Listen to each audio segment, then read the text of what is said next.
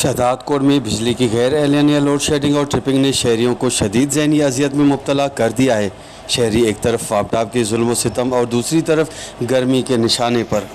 जी तो शहदादकोट में तमाम खां तमाम वधीक लोड शेडिंग थी हुई आहे। उनजे करे वापडा वारनि खे जॾहिं बि चयो बाबा असांजे मोहल्ले जो ट्रांसफार्मर ख़राबु आहे, महिरबानी करे खुदारा रहम कयो। असांजा नंढा नंढा मासूम बचड़ा आहिनि, गर्मी शदीद आहे, मुहर्रम शरीफ़ बीठो आहे, उनजे करे को सबील उनको ज़मानो आहे करिणो आहे, उनजे करे ध्यानु कोई बि नथो ॾिए। जॾहिं बि वञूं था त असरा चइबा बिल पंहिंजा जेके बेड़ा गोरा मोकिलिया अथनि जेको असां भरे ई नथा सघूं। उन्हीअ करे असां वफ़ाक़ी हुकूमत ऐं सिंध गवर्नमेंट खे अपील था कयूं त खुदारा असांजे वापडा खे सिधो कयो वञे। हिननि खे चयो वञे त हे ज़ुल्म न कयो ऐं जेको आहे लोड शेडिंग पंहिंजो बंदि कनि। असां शहदादकोट वारनि जे मथां काॾो ई कुदरती हिकिड़ो ॾमर किरी पियो आहे। उन्हीअ करे असां वरी बि बाहूं ॿधी अर्ज़ु था कयूं त खुदारा असांजो जेको आहे लोड शेडिंग मां जान छॾायो वञे।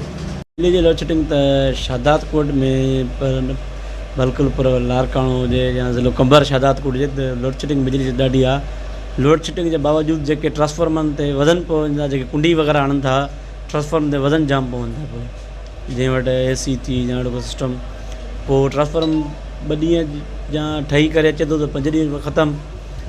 ॿियो वरी जेको आहे हिकु वापडा जो आज़ार, ॿियो ट्रांसफॉर्मर जेके सड़ी था वञनि, ॿियो हुननि जो वारनि जा जेके ही ॾुखई जेके आज़ार आहिनि, त इन जे करे ॾिसो करे त माण्हू बिल बि पीआरे थो, पंहिंजो बिल बि पीआरे थो। बिल जे बावजूदि बिजली न हले त माण्हू वेल में त हूंदो न जेको आहे सो।